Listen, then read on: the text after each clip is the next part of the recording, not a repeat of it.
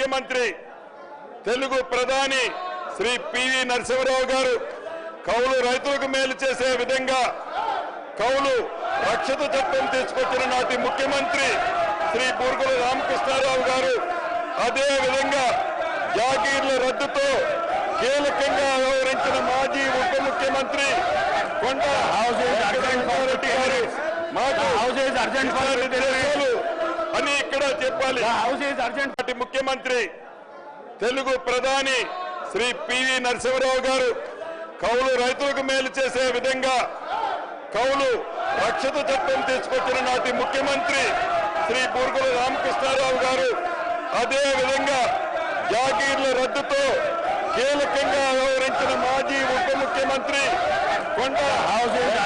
రెడ్డి గారు మాకు